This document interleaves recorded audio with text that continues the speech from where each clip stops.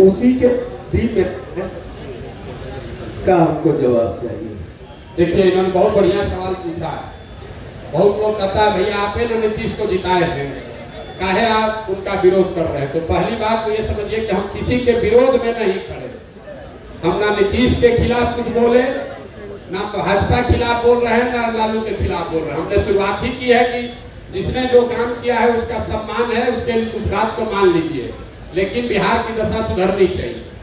अब नीतीश का पहले समर्थन क्यों किए थे ये समझ लीजिए। 2014 के नीतीश कुमार और 2024 के नीतीश कुमार में जमीन आसमान का फर्क है। नेता के तौर पर, प्रशासक के तौर पर और मानवता के आधार पर 2014 में जिस नीतीश कुमार की हमने मदद की थी, ये वो नीतीश कुमार थे जिनके नेतृत्व में बिहार सुधरता हुआ दिखा था। हम जैसे लोग बिहार में राजनीति करने में इच्छुक नहीं हैं, तो हमारी इच्छा ये थी कि नीतीश कुमार यहाँ बने रहें ताकि बिहार में सुधार होता रहे। पहली बार नीतीश कुमार नवंबर 2014 में चुनाव हारने के बाद हमसे मिलने आए दिल्ली, हमसे बातचीत हुई, तब हम मोदी जी के साथ थे। नीतीश कुमार को किसी ने कहा था कि मोदी जी का जो चुनाव जिताया है वो लड़का बिहार का ही है। हमसे मिलने आए नीतीश जी, हमने उनसे पूछा कि आपने मुख्यमंत्री का पद क्यों छोड़ दिया है। तो उन्होंने कहा कि हमको जनता ने लोकसभा में पार्टी को हरा दिया, इसीलिए मांझी जी को बनाए हैं। अब राजनीति करने की मेरी इच्छा नहीं है। आपसे मिलने आए हैं देखने जानने की भाई क्या ऐसा आपने किया कि मोदी जी जीत गए। उस बातचीत में हमने नीतीश जी को कहा कि आप वापस आइए, बिहार की जनता ने आपको नहीं हराया है, आपके दल को लोकसभा में हराया है। मुख्यमंत्री के तौर पर आप काम करते रहिए, और जहां तक चुनाव जीतने हारने की बात है, हर तरीके से आकर आपकी हम मदद करेंगे। आप बिहार में विकास का काम जो शुरू किए हैं वो चलते रहना चाहिए। नीतीश जी ने वो बात मानी, मांझी जी को हटाकर चुनाव से पहले खुद मुख्यमंत्री भी बने और हम आकर उनकी मदद भी किए। आप लोग के आशीर्वाद से उनको जिताया भी। उनको जिताए ही नहीं, बिहार में 7 निश्चय का कार्यक्रम भी बनवाए, बिहार विकास मिशन की स्थापना भी करवाई। हमको कोई पद का लालच होता, उसी समय मुख्यमंत्री मंत्री बन गए होते, हम तो बिहार छोड़कर चले गए। लेकिन बिहार में नीतीश कुमार उसके बाद रास्ता भटक गए, कभी पलट के इस साइड, कभी पलट के उस साइड, इसलिए उनका आज विरोध कर रहे हैं। 14 में जिस नीतीश कुमार का हम समर्थन कर रहे थे, ये वो नीतीश कुमार थे जिन्होंने वाजपेयी के जमाने में, वाजपेयी जी जब प्रधानमंत्री थे, नीतीश बाबू उस समय रेल मंत्री थे। गैसल पश्चिम बंगाल में एक रेल की दुर्घटना हुई थी, 297 आदमी मरा। नीतीश बाबू ने अपने पद से इस्तीफा दे दिया। वाजपेयी जी ने जब उनका इस्तीफा स्वीकार किया तो नीतीश बाबू ने कहा कि 297 आदमी की मृत्यु हुई है, हम कैसे इस पद पर रह सकते हैं। और आज वही नीतीश कुमार हैं। कोरोना के दौरान हजारों बिहार के लोग का उनकी दुखद मृत्यु हो गई, लाखों बच्चे बिहार के मारे मारे फिर रहे थे, वही नीतीश कुमार घर से बाहर नहीं निकले, इसलिए आज उनका विरोध कर रहे हैं। 2014 में जिस नीतीश कुमार का हमने मदद किया, 2014 में नीतीश कुमार चुनाव नहीं हारे थे, उनके पार्टी को जनता ने लोकसभा में हराया था। आज नीतीश कुमार चुनाव हार गए हैं।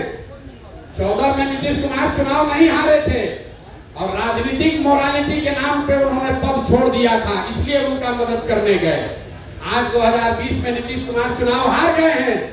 243 के लोग विधानसभा में, 42 को उनका विधायक जीता है, लेकिन आप और हम देख रहे हैं कि कभी लालटेन पर लटक कर, कभी कमल पर बैठ के ये आदमी कुर्सी छोड़ना नहीं चाहता, इसलिए इसका विरोध कर रहा है। और एक और सबसे बड़ी बात आप समझिए, लोकतंत्र में किसी पर भरोसा, विश्वास, वोट 5 वर्ष के लिए है, जीवन भर की गुलामी नहीं है। 5 वर्ष पर चुनाव क्यों होता है? 5 वर्ष पर चुनाव क्यों होता है? 10 वर्ष पर भी तो हो सकता था। 5 वर्ष पर चुनाव इसलिए होता है कि जिस नेता पर, दल पर, विचारधारा पर आपका भरोसा है, आप उसके साथ खड़ा होइए, उसको वोट दीजिए, उसको जिताइए। लेकिन वो दल, वो नेता, वो विचारधारा अगर आपके और आपके बच्चों के लिए काम नहीं करती है, तो वही संविधान आपको बताता है कि नागरिक होने के नाते आपकी जिम्मेवारी है कि जिस आदमी को आपने जिताया है उसी आदमी को कुर्सी से नीचे भी उतारिए, नहीं तो आप लोग तो राजतंत्र ला दीजिएगा। एक बार मोदी जी को वोट दे दिए तो जीवन भर उन्हीं को देते रहेंगे। एक बार नीतीश का मदद कर दिए उन्हीं को अगर हमेशा रहना है तो फिर चुनाव का जरूरत क्या है? कह दीजिए कि जब तक नीतीश कुमार जिंदा रहेंगे उनका विरोध नहीं होगा, काम करे चाहे न करे उनको वोट देते रहे। ये आपकी सोच हो सकती है, हमारी सोच नहीं है। काम के आधार पर, उनके ट्रैक रिकॉर्ड के आधार पर उनका मदद किए थे। अभी 5 वर्ष से उन्होंने काम अच्छा नहीं किया है, इसलिए उनका विरोध कर रहे हैं। अब आप बताइए कि उनका विरोध होना चाहिए कि नहीं होना चाहिए? ना सब लोग बताइए, तो सवाल तो करना पड़ेगा। नीतीश बाबू है जब मुख्यमंत्री, उनका समर्थन होना चाहिए कि विरोध होना चाहिए? भाई साहब, ये आदमी अभी देखिए 5 दिन पहले आप टीवी मीडिया में सुन रहे हैं कि बिना नीतीश कुमार के समर्थन के मोदी प्रधानमंत्री नहीं बन सकते। मोदी जी के बगल में बैठे हुए, बिना इनके समर्थन के दिल्ली में सरकार नहीं बनेगी।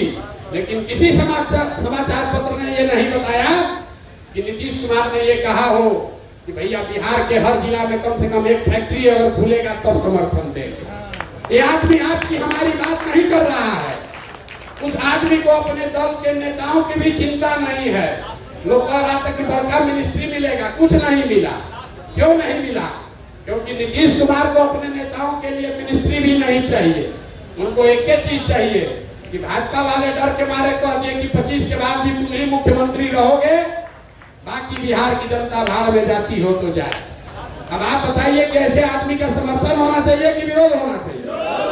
यहाँ जरा बताइए तो, होना चाहिए कि नहीं होना चाहिए? इसीलिए तो गांव-गांव घूम रहे हैं। अपना कोई निर्णय नहीं है, जो जनता कह रही है वही कर रहे हैं। आप कह रहे हैं कि इस आदमी का विरोध होना चाहिए। जितने यहाँ राजनीतिक ज्ञानी लोग हैं, जरा आप सोच के बताइए कि नीतीश बाबू कोई बढ़िया मिनिस्ट्री क्यों नहीं मांगे हैं अपने दल के लिए? आप नीतीश को इतना नहीं जानते हैं जितना हम जानते हैं। नीतीश बाबू इसलिए बड़ा मिनिस्ट्री नहीं लिए हैं कि कोई बड़ा मिनिस्ट्री ले लेगा तो उनके दल में कोई दूसरा कंपटीटर खड़ा हो जाएगा। इसलिए ऐसा मिनिस्ट्री लो कि वो मिनिस्टर भी रहे, उसके पास काम करने का कुछ अवसर भी न रहे। लेकिन नुकसान किसका है? नुकसान बिहार और बिहार की जनता का है। ऐसे आदमी को आप वोट देते रहना चाहते हैं तो आप दीजिए, हम तो न देने वाले। बहुत बहुत धन्यवाद।